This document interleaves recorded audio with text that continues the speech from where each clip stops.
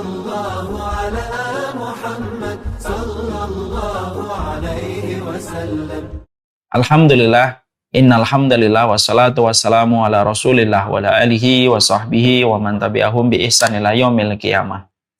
Tentunya kita senantiasa bersyukur kepada Allah atas seluruh nikmat yang Allah hadirkan pada kehidupan kita. Karena sesungguhnya siapapun yang dia bersyukur, sesungguhnya dia telah memberikan kualitas nyawa pada hidupnya. Karena Allah berfirman, "Faman syakara fa innama yashkur li nafsih." Siapapun yang mereka bersyukur, sesungguhnya dia telah bersyukur kepada hidupnya dia sendiri. Allah tidak sama sekali membutuhkan syukur kita, tetapi kitalah yang membutuhkan syukur kita. Syukur kita membentuk poros kebahagiaan, syukur kita membentuk poros kelapangan di dalam hati dan jiwa kita. Jangan banyak menoleh kepada orang, jangan banyak melihat kehidupan orang lain, jangan suka membandingkan kehidupan orang lain, supaya kita mudah bersyukur kepada Allah. Syukur itu kayak saringan, yang kotor menjadi bersih, yang keruh menjadi bening. Kalau kita memiliki konsep bersyukur kepada kehidupan kita, syukurlah. Orang yang hidup belum tentu bernyawa. Dalam tanda petik, orang yang hidup belum tentu dia lapang hatinya, bahagia, mendapatkan kecukupan. Dia hidup, tapi tidak mendapatkan itu semuanya. Itu sebagaimana kehidupan tanpa nyawa. Tapi barang siapa yang ingin memberikan nyawa pada kehidupannya, untuk merasakan kecukupan, kelapangan, kebahagiaan, ketenangan, maka tidak bisa didapatkan. Nyawa pada kehidupan itu didapatkan ketika kita senantiasa berusaha dan berupaya menjadi hamba yang selalu bersyukur kepada Allah. Kepada Allah kita bersyukur. Kepadanya kita menggantungkan urusan kehidupan kita. Letakkan hatimu pada sebuah wadah yang di dalamnya ada kesyukuran. Hati itu akan terasa bahagia pada setiap apapun episode yang Allah berikan kepada kita. Amin insyaallah. Kita pada kesempatan hari ini akan melanjutkan kajian kita, yaitu adalah membahas tentang tafsir. Berulang-ulang sering saya menyampaikan dan mengatakan bahwasanya rumpun ilmu yang disebut dengan tafsir itu merupakan salah satu rumpun ilmu yang begitu agung pada kehidupan. Bagaimana tidak agung? Objek dari ilmu ini adalah bagaimana kita membahas dan membedah setiap perkataan Allah, setiap firman-Nya Allah, supaya lahir petunjuk pada kehidupan kita ketika kita membicarakan tentang tafsir. Inilah yang menjadikan kita akhirnya memahami betul betapa luar biasanya tafsir di dalam kehidupan kita. Karena sesungguhnya kehidupan penuntut ilmu harusnya kehidupan setiap para penuntut ilmu harusnya tidak boleh skip dari pembahasan ketika membahas tentang tafsir. Inilah yang menjadikan kita pada pembahasan hari ini membahas tentang tafsir. Semoga Allah memberikan kepada kita keberkahan dari setiap tafsir yang kita pelajari.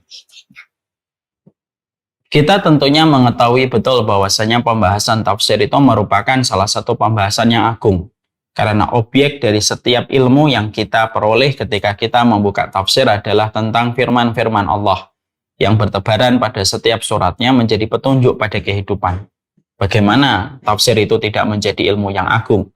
Karena dengan ilmu inilah kita mendapatkan petunjuk di dalam kehidupan ibadah, petunjuk dalam kehidupan muamalah, petunjuk dalam kehidupan berumah tangga, sampai kita pula mendapatkan petunjuk dalam seluruh perkara besar dan perkara kecil. Tidak ada yang terlewatkan ketika kita betul-betul serius dan istiqomah di dalam mempelajari ilmu tafsir.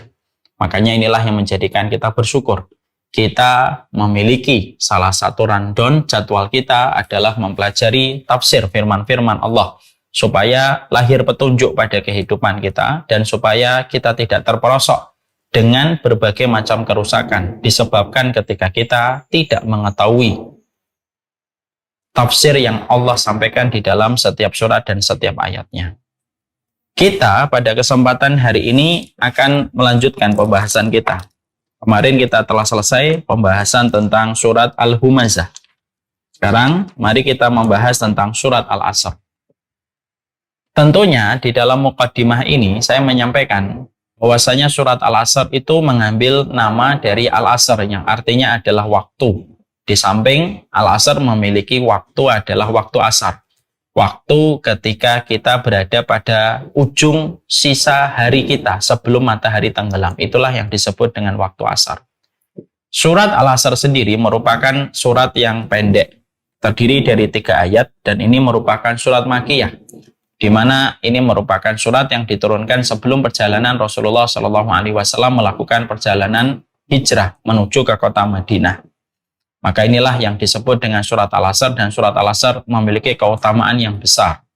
Dan sebelum kita membahas satu persatu yang kita jumpai dari setiap poin besar dari petunjuk yang Allah sampaikan di dalam surat Al-Asr, mari kita membahas terlebih dahulu muqaddimah tentang masalah Al-Asr ataupun masalah waktu. Maka menarik sekali ketika ada seorang ulama itu mengatakan surat Al-Asr yang terdiri dari 3 ayat dimulai dengan sebuah sumpah ketika Allah menggunakan huruf wawu di awal surat Al-Asr. Wawu itu artinya adalah wawul qasam, yaitu adalah wawu yang artinya adalah sumpah. Dan Allah bersumpah dengan waktu. Kita mendapatkan salah satu di antara perspektif dan insight yang kita peroleh ketika kita membaca surat Al-Asr adalah surat Al-Asr itu dimulai dari waktu, di mana surat Al-Asr itu hanya terdiri dari 3 ayat, untuk memberikan keterangan kepada manusia yang hari ini mungkin lalai, bahwasanya betapa singkatnya kehidupan, sebagaimana singkatnya surat Al-Asr yang dimulai dengan sumpah pada waktu, tetapi hanya terdiri dari 3 ayat pada surat itu. Ya kan? Maka ini merupakan salah satu di antara makna yang tersembunyi pada surat Al-Asr. Makanya Masya Allah ya, Allah itu bersumpah, dan kita tentunya paham kalau Allah itu sudah bersumpah, berarti setiap waktu atau setiap makhluk yang Allah bersumpah dengan makhluk itu menunjukkan keagungan dari apa yang Allah jadikan objek untuk bersumpah. Kita tentunya paham ya, manusia, makhluk tidak boleh bersumpah kecuali atas nama Allah. Saya tidak boleh bersumpah demi Rasulullah, demi Ka'bah. Di dalam hukum tidak diperkenankan.